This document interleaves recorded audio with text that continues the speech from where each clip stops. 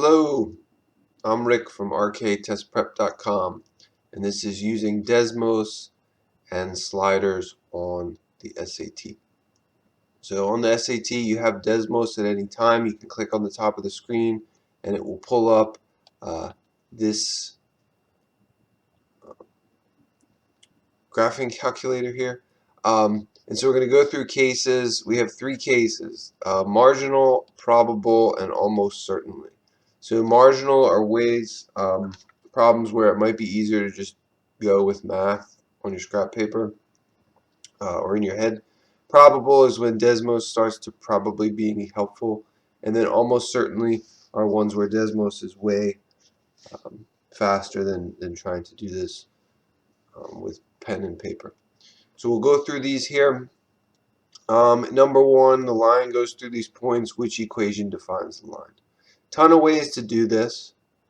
Honestly, the easiest is always lean on the answers if you have those. We don't have to come up with the equation from scratch.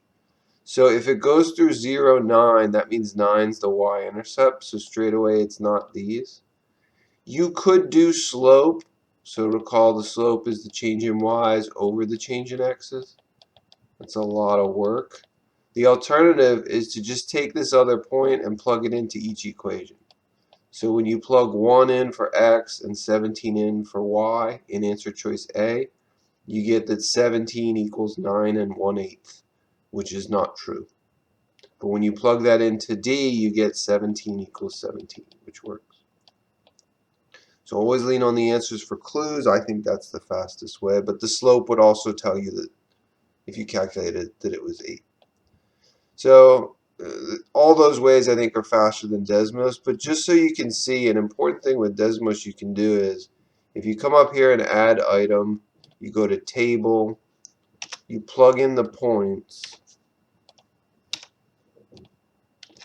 and then up at the top, after you plug in the 2 points, this little line with the dots around it appears, and it says add regression. So most kids are not too familiar with the word regression.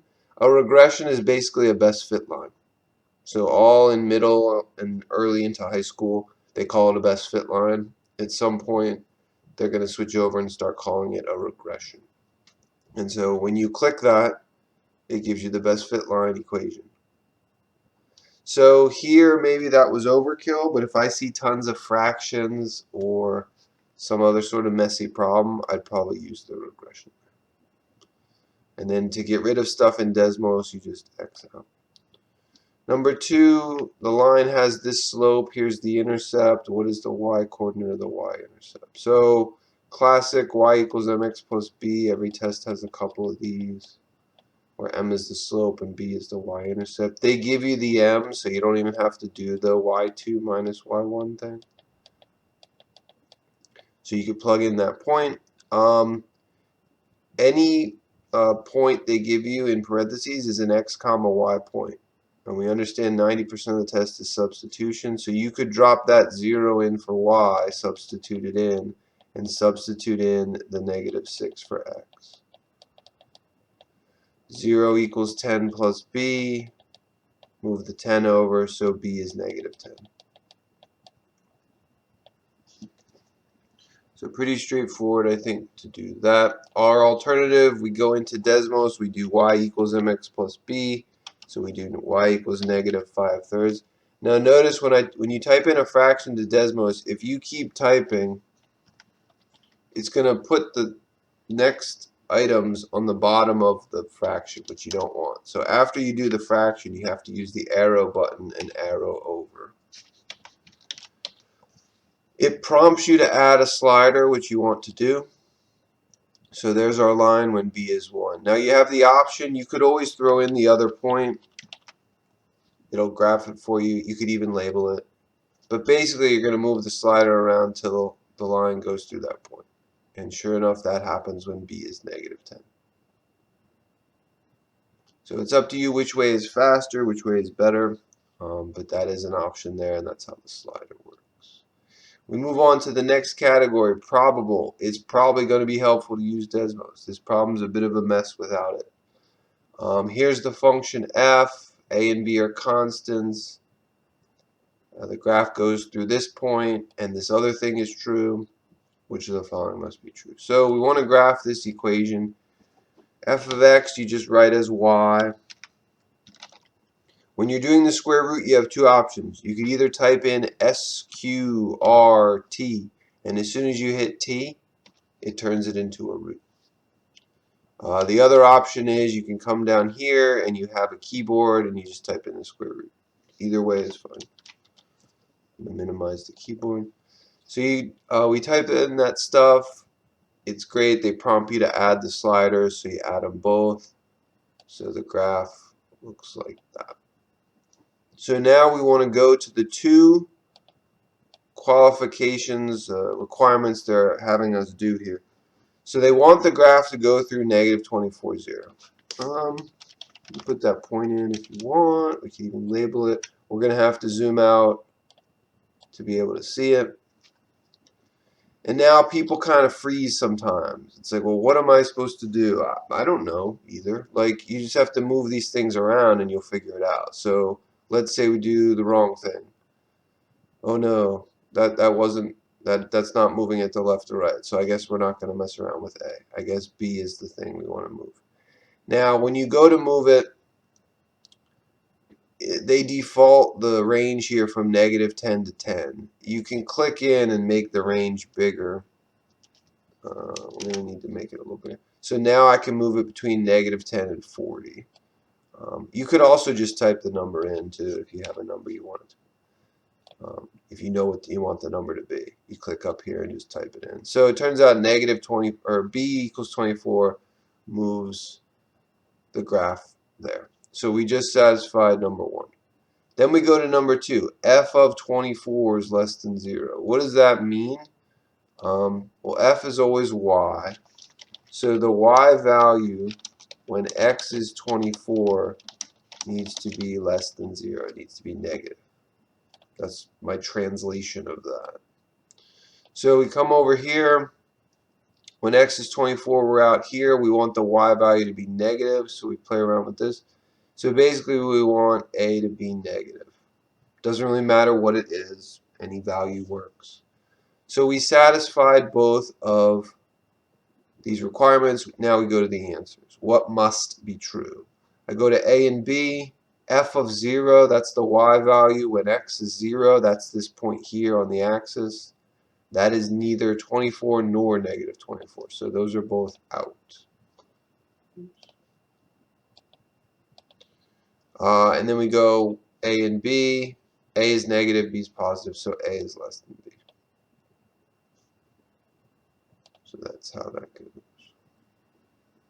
So again, this is a tougher problem because we had two requirements to fit, but most of these Desmos things are just making it fit their requirements and going from there.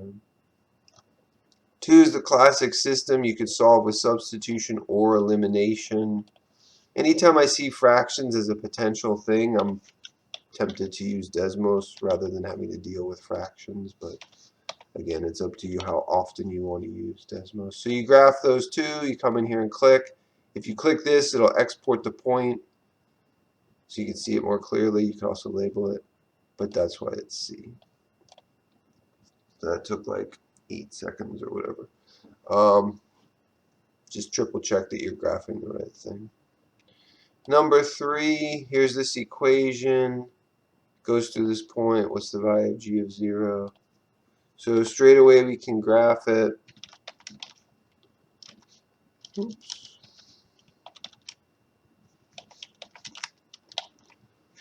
Oh yeah, the slider. So it's a parabola. We want it to go through the point 24, 0. Again, fully optional to add that point in. We move t around. We need a bigger range. I'll let us go. Oops. All the way to 30, but we only need to go to 24. T is 24. Kind of got to zoom out to see some of the important details, which are up there. So now we go back. What's the value of g of 0? So f and g, these are always y. So this is the y value when x is 0. Going to the graph, what's the y value when x is 0? That's going to be this intercept point. If you want, you could zoom in up there. There you go. And that's why it's 336 as the answer. If they asked about the max, you could come up here and label the vertex. But that's not what they're asking. So again, Desmos is very powerful. This is how we use it. 4, what's the y-coordinate and the y-intercept? Not too bad to do this with algebra, but I see fractions, so maybe Desmos is better to avoid dealing with those. You graph it, come back down to where the important points are. The y-intercept, the answer is 37.8. Pretty fast. 5, here's a quadratic. Which of the following is a solution? So always keep an eye on the answers. Noticing that there's roots involved tells you you're not even going to be able to factor it, so don't try. If you want, and that means if you can't factor it, you have to use the quadratic, which is fine. You can use that. The alternative is we graph it here with Desmos, change the w's to x's. And so there's 2 points where it's going to work. You can label them both. 2.7, negative 14.7. Going to the answers, none of them equal that yet. So the last piece is you have to type each answer into your calculator and see which one equals either negative 14.7 or 2.7. So A, for example, when you do 6 minus 2 root 19, you get negative 2.7. That doesn't work. Turns out B and C don't work. D equals 2.7. So I think Desmos is pretty easy for that. Now the one other thing, notice if you did the quadratic, b squared minus 4ac, you're going to have kind of a big number in the root. There is a bit of a shortcut though. If you notice that, like, if you break up the fractions, 304, if you break up the fraction, it's going to be negative 6 plus or minus something. D is the only one that has negative 6 out front, so you could kind of use that shortcut. But 304 is a mess to factor. That's where, again, you would use the answers for clues. The presence of those 19s tells you it's going to be divisible by 19. And it turns out it's 16 times 19. So the root 16 comes out as a 4, and that's how it becomes negative 6 plus or minus 2 root 19. So up to you whether you want to use Desmos or the quadratic. Many options. Last category we have is where it's almost certainly going to be better to use Desmos. Number 1, here's some equations. How many points do the graphs intersect? So if you were to solve this with algebra, you could use substitution. The problem is you'd have to FOIL out that x minus 18, distribute the negative 3, move everything to one side, and refactor, which is a lot of work. So our alternative is we graph it. Oops, plus 15.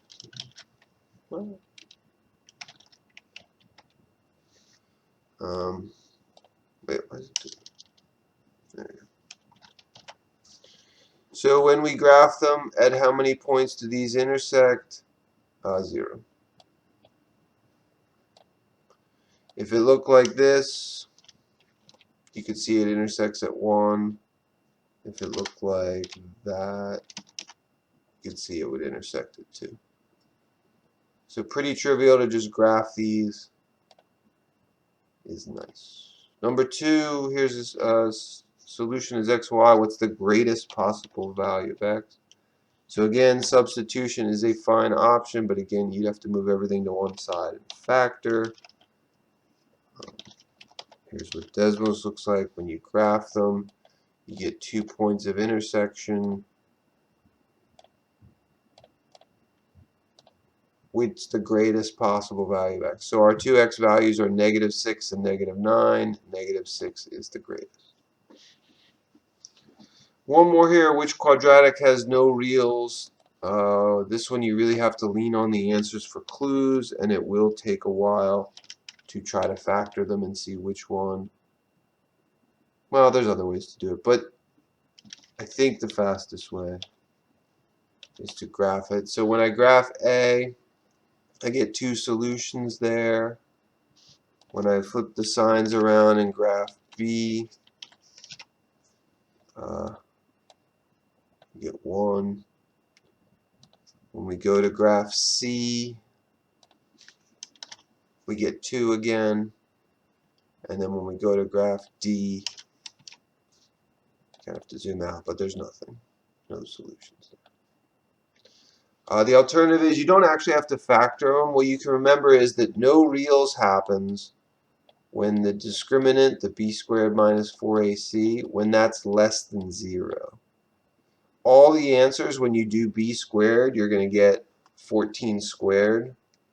So 196 minus 4ac is less than 0. You could manipulate this any way you wanted. So you could move the 4ac over, divide by 4. You would get that ac is greater than 49. And so when you go and do AC for each answer, only D gives you a number greater than 49. So you could test it that way also.